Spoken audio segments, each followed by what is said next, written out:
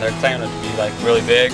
So we went down. I forget what day it was exactly, but went down there with I think it was just me and Eddie, and went down there in Wedge. We went there in the morning, and Wedge was only like 4 or 6 foot, and then you know, we knew it was gonna hit, you know, soon. So it was almost like a Y swell where like you go out in like 10 o'clock in the morning, and then 2 or 3 hours later, you know, it's like 10, 15 foot. This was kind of like this swell. So we were out there for like 2 hours, you know, and it was like 6, 8 foot, some fun ones, and then all of a sudden it just started picking up big, you know. Within like 10, 15 minutes, there was sets coming through like this, you know, that were like, that's me right there with the bull rash guard on. And this is my buddy Micah. And then there's one other guy that's on the outside that made it through, but these are like when it first started getting big, like the first sets. And I think the set before was a little smaller, but it already washed everybody in. Okay. So this one came through, and I was like, this one broke way out there, like way farther out than like the normal ones at Wedge. And my buddy right here, he's probably like 5, 10 feet in front of me, and he tried to push under sideways. I don't know what he was thinking. And then this is me, I'm just about to push under, but I didn't have a leash on, so I just pushed under, and then I bailed my board and just swam as deep as I could. My buddy, and then I like made it through like sweet, and then my buddy got washed all the way in. He said it was like the closest he's ever been to drowning. I guess he didn't, this wave here, he got held down, he said, for like the longest he's ever been held down.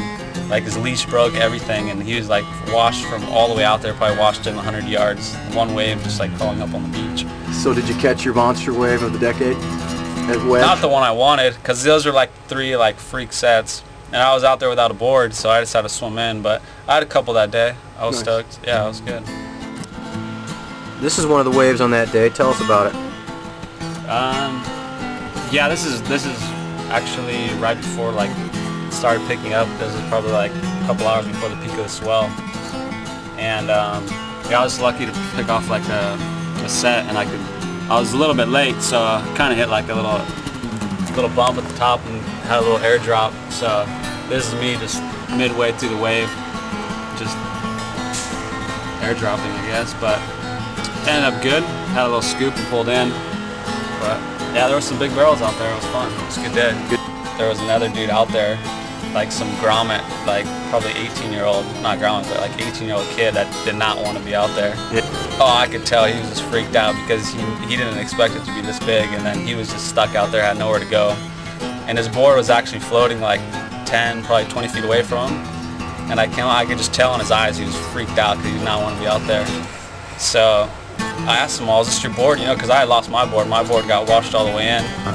So I asked him, well, is this your board? You know, because I like wanted to catch one of the waves. It was like the best sets of the decade coming through.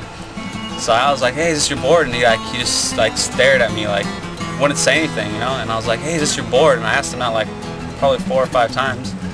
And then he's like, dude, like shaking and stuff. He's like, man, I just don't want to die. I don't want to die. I don't want to die. Yeah. And I'm all, dude, you're gonna be all right. You're gonna be all right. You know, I'm all, just jump on your board. You're gonna be all right. Yeah. I just told him, you know, like tell him where to go in and stuff. So, but he was so freaked out. He did not want to be out there. This is in the afternoon when everybody found out from like the news. All the news reporters were down there. So once it hit the news, like all the tourists started coming down. All the locals just come down to watch it, and there was just you can't even see them all, but there's like just hundreds of people lined up on the beach. There was actually news reporters and like big cameraman cars down there. It's pretty cool when it's like that because it's almost like a sporting event, you know. You like catch a wave and everybody's cheering and stuff like that. So it's cool, like hundreds of photographers down there. It was rad.